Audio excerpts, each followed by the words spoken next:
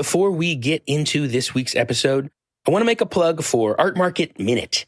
This is ArtNet News' new micro-podcast hosted by Margaret Kerrigan, who's the site's news editor Europe. It offers a weekly snapshot of essential art market news expertly compiled by the ArtNet Pro editorial team.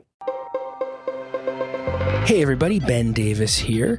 It's the final days of summer and we're taking a quick breather before the art world goes back to school. So we are re-airing a favorite previous episode. It's about the wonderful exhibition at the Metropolitan Museum of Art Costume Institute called Sleeping Beauties, Reawakening Fashion. If you haven't seen it, hurry and catch it before it closes at the start of September. In this episode, William Van Meter, editorial director, ArtNet Studios, was joined by Andrew Bolton, Fashion Institute curator in charge of the Costume Institute at the Metropolitan Museum of Art, to talk about the show. We wanted to reawaken garments in our permanent collection through the senses. So when a garment enters the Met's collection, its status is changed irrevocably. It can't be worn anymore, it can't be smelt, it can't be heard, it can't be touched.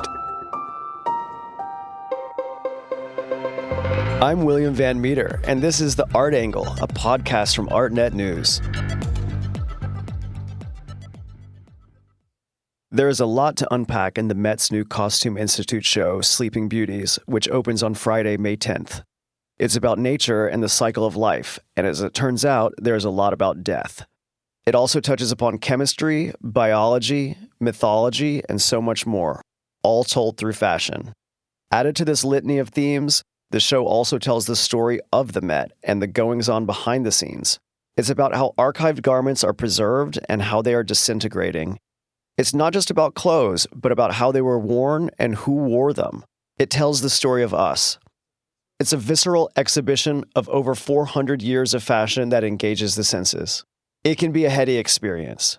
There are the sounds of waves crashing, and birds calling, and poems being read aloud. There is textured wallpaper you can touch, and courtesy of the German artist Sissel Tallis, wallpaper you can scratch and sniff, and tubes you can snort. Frankly, this portion of the exhibit kicks like a mule and is unforgettable, with scent being such a powerfully triggering memory force.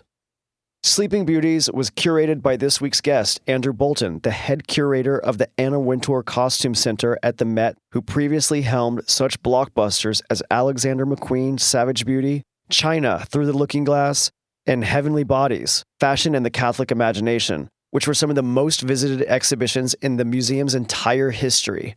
Today's fashion exhibit-heavy museum landscape has a lot to do with Bolton's successes, but with his trained anthropologist's eye, he never fails to zero in on the intellectual and human connotations in the garments. Hi, Andrew. Thanks so much for joining us on The Art Angle. Oh, thank you for having me. So first of all, I just wanted to jump into the theme for the show is pretty complex this year. If you could just describe that for us, what's your elevator pitch for it? Yeah, oh my gosh, it's a bit more of a phrase elevator pitch. So it's a show that's based on our permanent collection. So we haven't done an exhibition since About Time, Fashion and Duration, which was 2020, I think, in which the whole exhibition was based on our collection. We wanted to reawaken garments in our permanent collection through the senses. So when a garment enters the Met's collection, its status is changed irrevocably. It can't be worn anymore, it can't be smelt, it can't be heard, it can't be touched. The only sense you're left with really is the sense of sight. And that's actually enhanced in terms of the fact that we were able to focus on techniques and on embellishments, on the construction, but all the other senses are compromised. So the idea for the exhibition was to somehow bring back those senses and bring back the sensorial qualities of dress, and also to bring back our sensorial experiences of dress. It's interesting that you say that because that means it also kind of tells the story of the museum as well and of what the Costume Institute is, looking at these artifacts and that they are locked away and that they aren't closed anymore. And I think that a lot of what this show does is makes you analyze these things and analyze how they are closed and how they do move, and like you use all this technology. So that's why I wanted you to explain the theme, because it's so complex, because it touches upon nature, but it also touches upon mythology and technology, and there's birds and there's fish, and it's very, very complicated. And I think, of course it's fashion, it's going to be beautiful, but fashion doesn't always have to be beautiful. And I think that, you really do pick a lot of things that are aesthetically very, very pleasing. It's kind of a breathtaking assemblage. Oh, thank you. You're right, is what you said earlier, in terms of the status of clothing. They become artworks in a way, like lifeless artworks in a way. And the intentionality behind the object is muted in a way. How I started off the exhibition, I had the idea of reawakening garments in the collection. And initially, I was gravitating towards sort of masterpieces, so pieces that I love and that I've always wanted to see reawakened. We have a mantua from the 1770s with a side pannier that measures almost 7 feet wide. So the idea of how women actually navigated space in the 18th century, having to go through a doorway sideways. I always wanted to sort of resurrect something like that. But as I began to sort of look at the storyboard, there was no connection beyond the fact that they were just incredible objects. There was no connection. And I was really struck by how many garments we have in our collection that are inspired by the natural environment. And the more I thought about it, the more I thought, gosh, nature actually is the ultimate metaphor for fashion in terms of its rebirth and its renewal, the cycles of fashion, the cycles of nature, but also ideas of ephemerality, ideas of impermanence and transience. So I felt that this idea of the ephemerality of fashion was mirrored in nature, because part of the exhibition was focusing on garments that are so fragile that they can no longer be displayed on a mannequin. They have to be laid flat in cases because they have something called inherent vice. It's such a great term. An inherent vice is a quality that's intrinsic to a garment that in a way is the very cause of its ruin. It's almost like a form of self-destruction. I felt that nature sort of tapped into this idea of this ephemerality and this impermanence. Inherent vice, it sounds like an action movie. It does, I know. Yeah. I was also struck that there's garments that look like flowers or some that reference fish and a lot of insects, but there's also clothes that incorporate the natural world. Like, for instance, like the Simon Costin necklaces that use rabbit skulls and bird talons. So I found that fascinating. That's also a designer I hadn't heard of before. Yeah, Simon Costin, that's one of my favorite pieces in the show. We have 2 pieces by Simon. The one you're referring to is called the Memento Mori necklace, which we had in the collection since a show I did called Anglomania, which I think is 2005. And we collected it for that exhibition. And as you say, it's made out of turkey claws and we have rabbit skulls. And it has an inherent vice in terms of the fact that it has something called jet disease, which is an inherent vice. One piece I always wanted from Simon was a neck piece called The Nightingale and the Rose that was inspired by Oscar Wilde's short story, a tragic story about a nightingale committing suicide to get a red rose for a student to give to his sort of girlfriend. She was a very capricious girlfriend. A rose wasn't enough eventually, but it's a tragic story. And Simon created this wonderful neckpiece, which is made out of brass thorns with a taxidermy nightingale in the middle of it, almost as if it's crucified on the brass thorns. And in that particular case, we're calling them more case studies. And that particular one is called The Nightingale and the Rose. That's in the middle of the gallery. And it's surrounded by a sort of horror show of hats that incorporated taxidermy birds from the late 19th century through to the mid 20th century. And birds have been very inspiring for fashion, but at the same time, they've also been one of its casualties. And it's like an amphitheater of these sad, poor birds that have been sort of sacrificed for fashion. And we've x-rayed them. So you see the bones and you see the beaks and you see the eyes. It's just so poetic walking into a space, seeing this necklace. And then we have Elizabeth Debicki actually reading Oscar Wilde's short story in the gallery. So it's very melancholic, the exhibition, I have to say, when you walk through it. And I think nature is melancholic. It is, it's beautiful, but it's also cruel and, it's nature. Absolutely. And I think that underlies many of the case studies. There's another case study, which is just before you get to Simon's Nightingale and the Rose, in which we have a jacket by Alexander McQueen from his Birds collection. And that collection was directly inspired by Hitchcock's The Birds. McQueen loved that film. And in that particular gallery, we want to sort of capture the sort of fear that film really did sort of portray with the idea of the sound and the birds flying around. So in the middle, we have Alexander McQueen's jacket. And on this dome ceiling above, we have swallows flying around. You start off by having 1, 2, 3, 4, and then suddenly the whole dome is filled with birds. And we were able to find the original soundtrack from Hitchcock's movie, The Birds, in an archive in Berlin. So when you walk into the space, you're actually hearing the soundtrack from Hitchcock's The Birds. Wow. That must have been a hard hunt to find the original soundtrack in Berlin. Tell me about that journey. He talks about it in a series of interviews. So we were able to trace it back to Berlin. But what's fascinating is the fact that he recorded birds flapping, but he also almost an early form of digitization. It's sort of enhanced, and there's one flap, and it's an extraordinary sort of melange of technology that was really ahead of its time in that period. So it seems a little antiquated now when you walk in because of where we are with technology, but it still has that sense.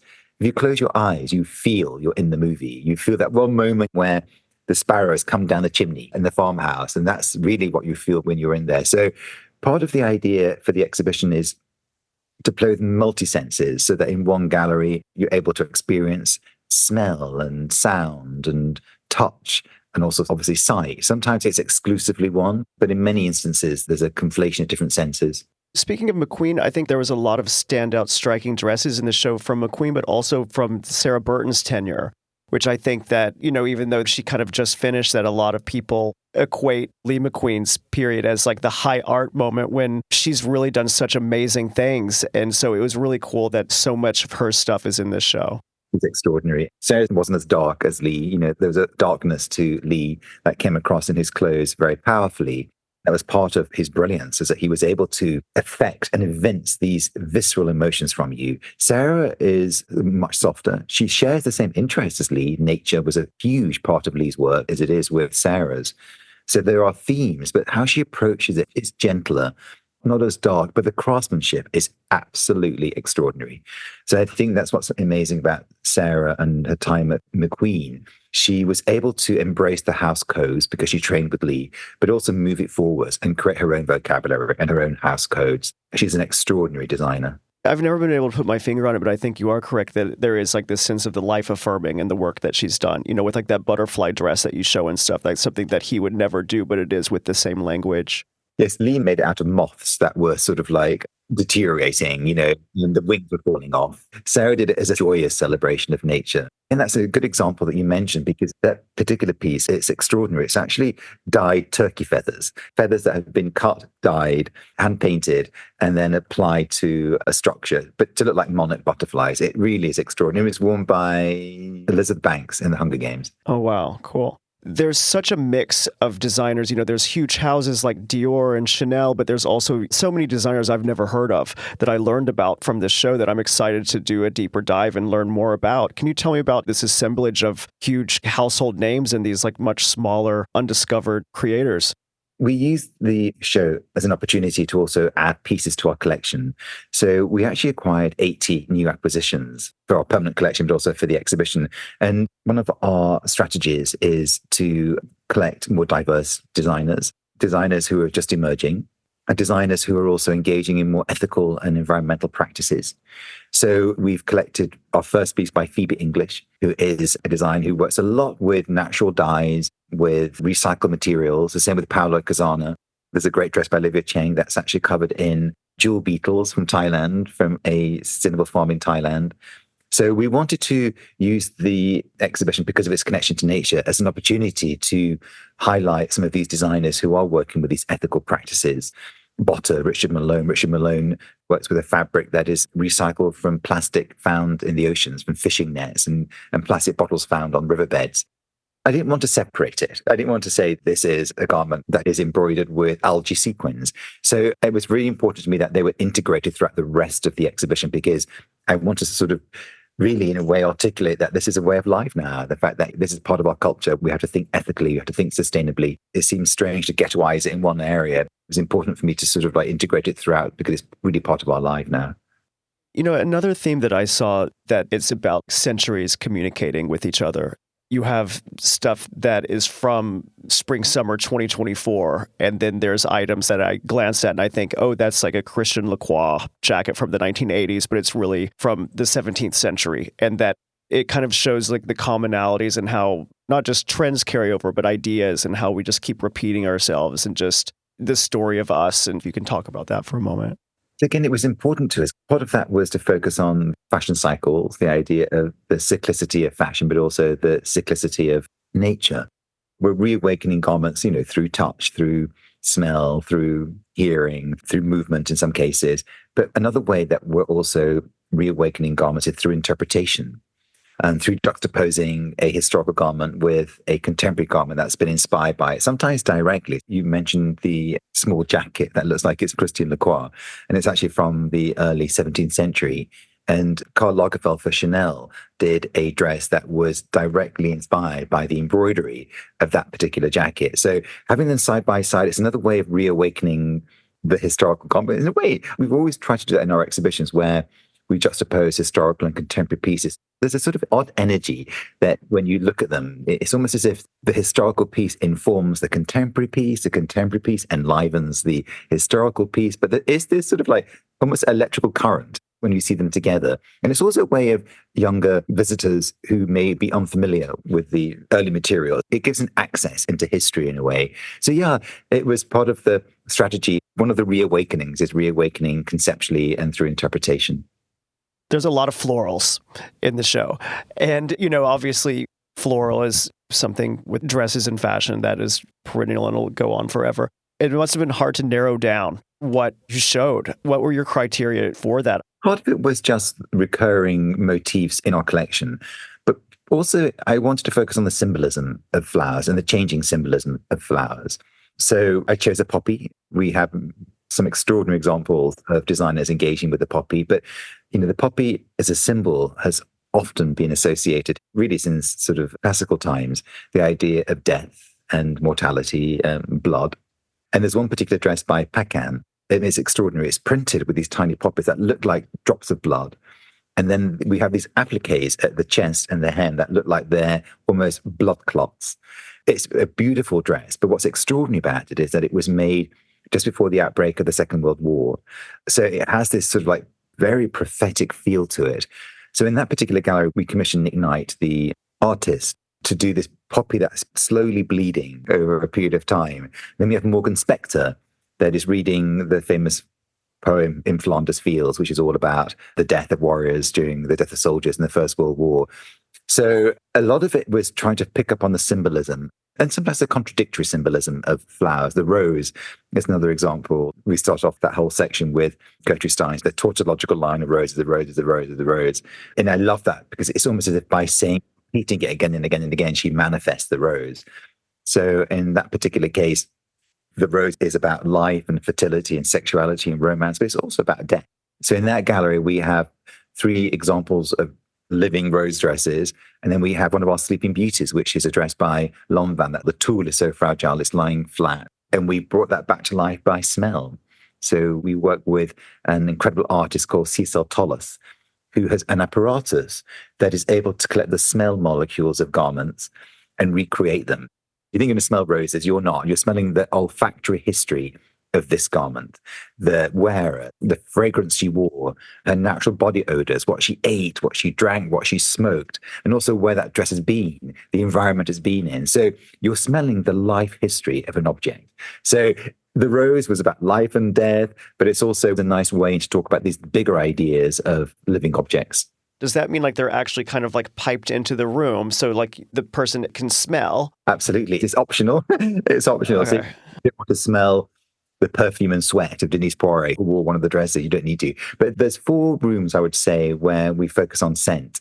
And there's different display methodologies in which you can experience it. One of the most fun ones is the actual wall. So we have a wall where we have nano paint with the smell of 3 particular dresses. So if you rub your hand on the paint, it activates the scent.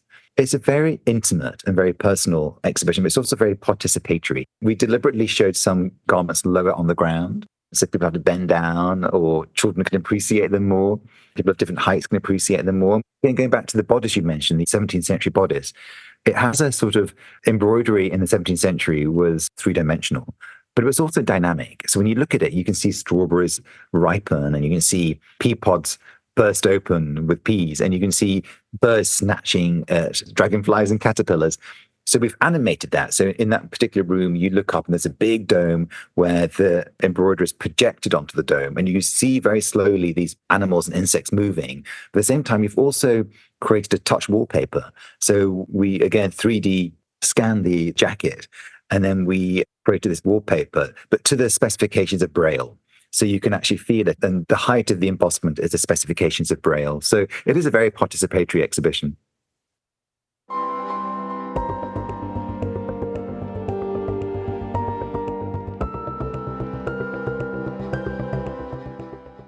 These are pretty profound strains intertwined in this. Was this always from the beginning that you had this life and death, this kind of grand crescendos and symphony of life was within this theme, or did this kind of develop as you were assembling this?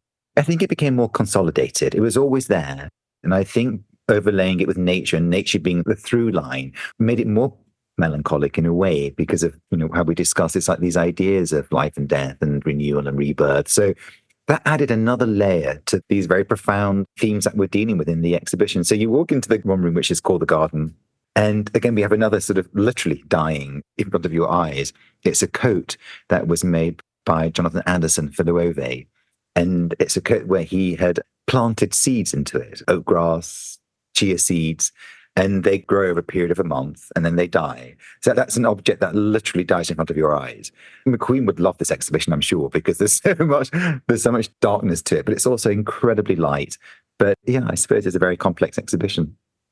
So the garments are within the Met's permanent collection. Where is that? Where does that live or remain in stasis? Yeah, the majority of it lives in the building, actually just 3 doors down from where I am at the moment, in an environmentally controlled, temperature controlled, humidity controlled, light controlled environment. That's where our sleeping beauties usually sleep. But it was interesting. I was looking at one particular garment. It's actually an extraordinary dress by Christian Dior called Venus, that since we acquired it in 1953, I believe, it's had 9 lives. It's been like a cat. It's been in 9 different exhibitions and 9 different interpretations. But for the rest of the time, it sleeps in a drawer, in tissue paper that's also covered with a linen wrap. In a way, you think about how the reason why it will remain forever beautiful and forever young, because it won't age. We're keeping it sort of, in a way, alive just by caring for it. So there is that aspect of what we do. A big aspect is the preservation and conservation of the garments in our care, but also our responsibility is also to show them to the public and to reinterpret them for the public. And you mentioned that you acquired new things for the show and for the permanent collection. Were there any designers that you learned about or anything that you discovered in the archives? You've been there for many years, but I assume the archives are quite massive. Yeah, there was a couple of things that you may have seen in the catalogue. There's 2 garments. I included a garment by Dracol in a show I did called About Time 3 years ago. And I looked at it again, mainly because of its motifs. Before it was about the silhouette. It had a particular silhouette from 1912, very specific silhouette with these conflated panniers. But this time I was looking at it through the iconography, and what I discovered was a small, almost a sachet at the chest, almost like potpourri, when you see those sort of potpourri sachets in your linen drawers. And so it was a small sachet that she had just at her chest that she obviously had put in roses and different sorts of flowers.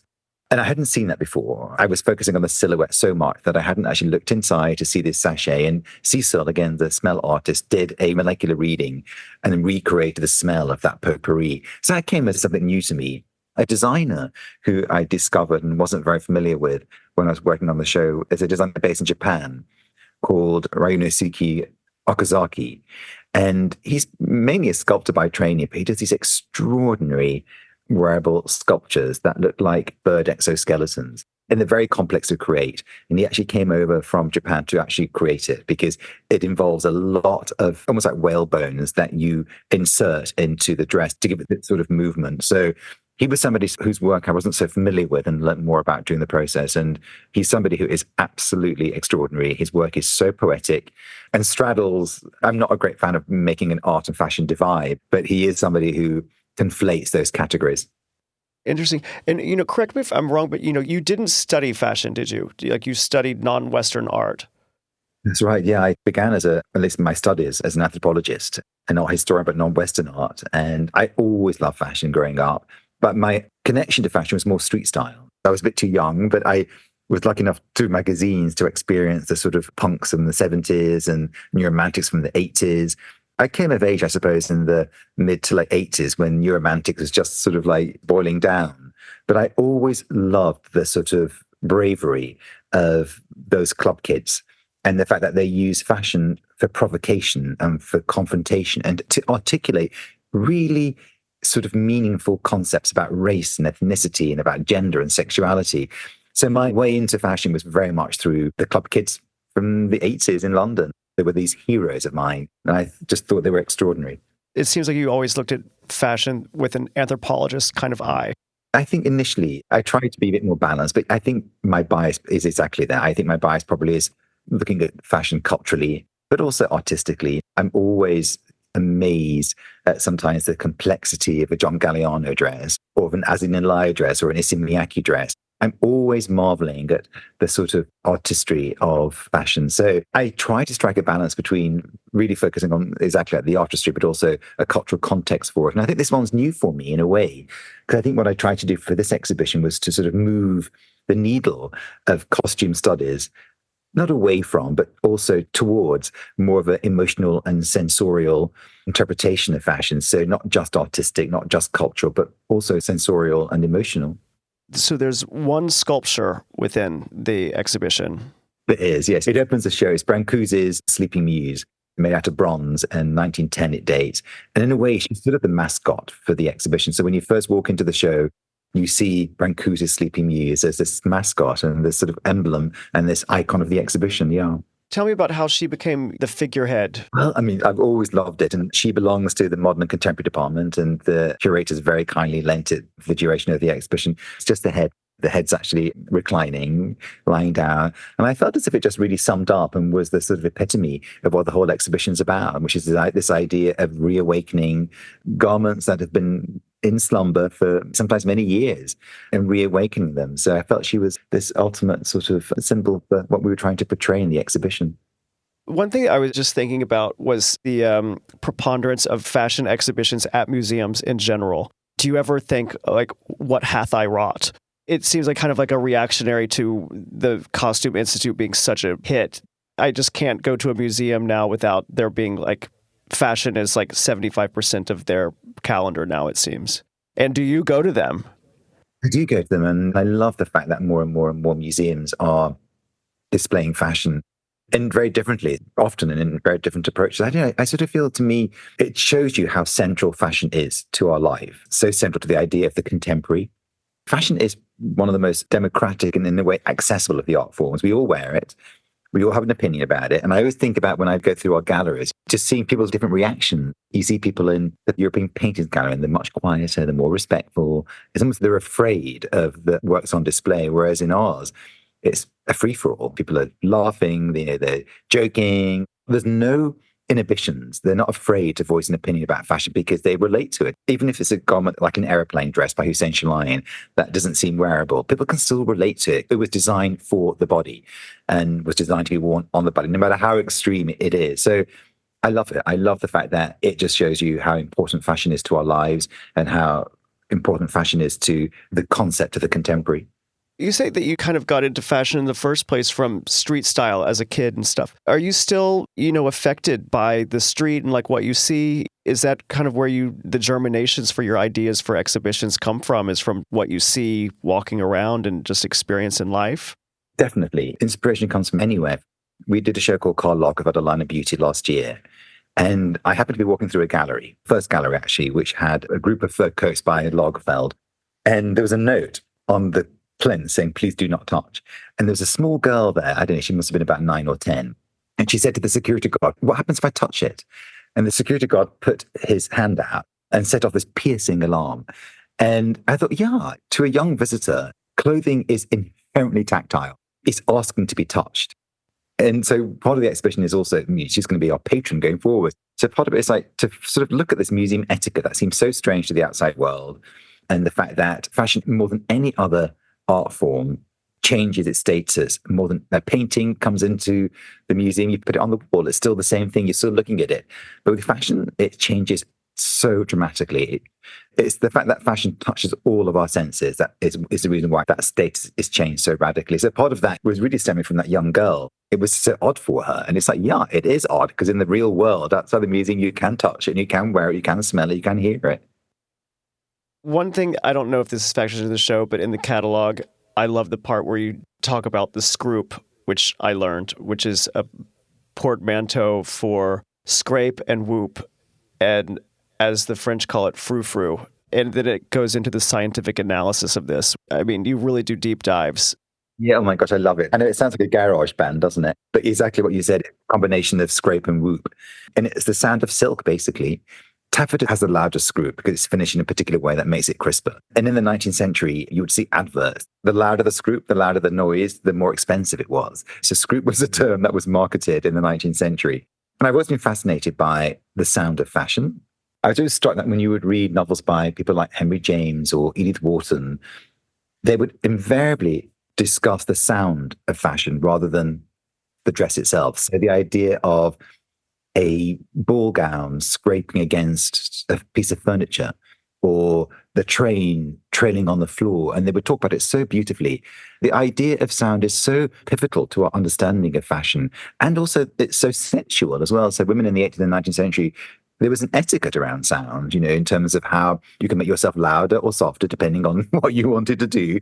It was part of the art of seduction, was the idea of sound, and particularly in the 18th century. So I wanted to explore that. So we actually did a replica of the dress, and we found some taffeta that was a match to the 1770s dress that we have. Then we took it to an anechoic chamber at Birmingham University, and we recorded it. An anechoic chamber is a room that has no sound. So you're hearing scroop in its purest form. So it's much louder. It sounds like white noise. It's unadulterated scroop. No interference of echoes or electromagnetic waves. It's just amazing that you can go to Berlin to get birds. You can go to anechoic chambers to record scroop. That, you have license to do all these things. It's amazing. I'm very excited for this exhibition. You've done so many exhibitions now. It's like, does this stand out to you, like especially personal or special to you? This seems like a very big undertaking, even amongst all the big undertakings you've already done there. Every show I do, I have such a personal connection to. This one, I think, especially so, because I think it's the first time we've shown all of the skills and expertise of my colleagues in the department. You don't see it. You don't see how incredible our installation manager dresses a mannequin, or how extraordinary our conservators conserve and preserve garments, or how careful and again skilled one of our collection teams actually lay out fashion. So I think the reason why I'm so connected to it is it really does show all of the people behind this exhibition, all of their extraordinary skill sets, and how it literally takes a village to put on one of our shows, literally. But it's spotlighting our conservators, it's spotlighting our collections team, it's spotlighting our installation manager, as well as the curatorial team, which is also large. So it's a truly collaborative effort, and they always are. But this one, I feel you can see the collaboration, you can see the people behind it. And the previous shows, it's more invisible because it's done so quietly. We're loudly proclaiming and showing off the people we have in our department. Also connected to this kind of conversing between the centuries is the section on yellow, and it has dresses where it's like they're kind of similar. One will be hundreds of years apart. The connection is an ancient dye technique. I was completely unaware of this. That section is part of what we're calling the garden room. And basically, it's really a history of fashion through yellow and the changing silhouettes of fashion. And the reason we chose yellow was because it's actually one of the few plants that creates a dye that is the same color as the flower that it produces. It's a plant called the world plant, and it produces bright yellow flower. And in the 18th and 19th century, it was used to create yellow dyes before the introduction of aniline dyes in the mid-19th century. So there's 15 pieces. And when you look at it, you go from the 1740s, there's changing silhouettes in yellow, and then you end up with a contemporary piece by Phoebe English, actually, from 2023. But what's interesting is that, it shows you the usage of natural dyes in the 18th and 19th century. It shows you the introduction of aniline dyes. And again, there's not much difference in terms of the color. But we end with Phoebe English, who is, again, working with weld to create yellow. So there's a new generation of designers who are working with natural dyes, and one of which is weld. So it sort of comes full circle. You start off with weld and you end with weld. But throughout the whole journey, you're seeing the history of fashion through 300 years. It's interesting also just yellow as a narrative. I would immediately jump to purple, because it's the color of royalty. Yellow is a real curveball for me. So go yellow. I think also yellow is so contradictory as a color. You can go from like muddy yellow to bright yellow, and it can be seen as something that is depressing to happy. So it's a very emotional color, I think. As you said, the figurehead is the Brancusi sculpture. Is there some kind of quintessential dress or item that you think really encapsulates this exhibition and that stands out? I think it's probably the Sleeping Beauties, these really poetic garments that are too fragile to display on mannequins, but we've found a way to display them beautifully. But probably the one that I probably gravitate to is actually one that really was one of the inspirations for the exhibition, which is a dress by Charles Frederick Worth, dates to about 1888. And it was donated by Carrie Astor, who was a daughter of the Mrs. Astor, famous 400 Club. And it's an extraordinary tour de force of the haute couture. Charles Frederick Worth was the father of the haute couture. And it has these clouds and these sunbeams as part of the iconography, but it's suffering from something called warp loss. Warp loss is, again, an inherent vice that affects satin, where the vertical threads, which are the warp threads, are deteriorating because they're very fine, and the horizontal threads, which is the web threads, have remained. So it's completely fracturing as a garment. It looks like angel hair. When you look at it, it's like child's hair. It's so beautiful to look at, but there's nothing we can do to rectify it. It will continue and continue to fracture and to deteriorate. And we actually brought that one back to life through Pepper's Ghost. So what I was keen to do, and I initially had the idea to do that for all of the Sleeping Beauties, but there was no time because this one actually took 9 months to actually recreate. The process of bringing her back to life in terms of showing her on a 3-dimensional body and showing her in movement involved having to do a pattern initially, and then digitizing the pattern, then doing 3D scans of the embroidery, then putting it to the computer and getting the materiality correct. Could be the satin and the chiffon and seeing how it moves. It literally took 9 months to get to where we are. After you get past the Sleeping Muse, the first gallery you come to is Charles Frederick Worth, the Sleeping Beauty of the exhibition. And in front of her is this Pepper's Ghost or hologram that's brought her back to life. So I think that one probably, because it was one of the inspirations for the exhibition. You've been telling stories through garments and clothes. It seems like you're just as excited as you were. Is this never ending for you? Are you still just as excited as you were before? And that there's just still so many ideas left? Absolutely. I think that's what's so nice about art in general, but fashion in particular, because there are so many stories to tell and different angles to tell. What I said earlier about that one dress, Venus, we've had her out 9 times. She was in 9 different shows. That one was about the hand and the machine. This one's about the sense. So she's brought back to life so many times just through how we interpret it and how we perceive it. And I love that about it. And I love that about museums. You know, sometimes you can walk past a sculpture you've seen for 10 years and suddenly the light catches it in a way that you haven't seen before. And then suddenly it comes to life and you see it through different eyes. And I love the fact that objects have this affecting presence that can really move you depending on your state of mind and depending on the time of the day or whatever. So yeah, I believe objects have an affecting presence. They have these inherent rhetorical power to move you. So yeah, I never tire of it. Wonderful. Well, thank you so much for joining us on The Art Angle today, Andrew. Thank you so much for having me. I really appreciate it. That's it for this week's episode. If you like what you heard, you can subscribe to the show on Apple Podcasts, Spotify, or wherever else you get your podcasts. Also, take a moment to rate and review us. It will help other listeners discover what we're doing. The Art Angle is produced by Sonia Manalili and Caroline Goldstein. Thanks for listening and see you next week.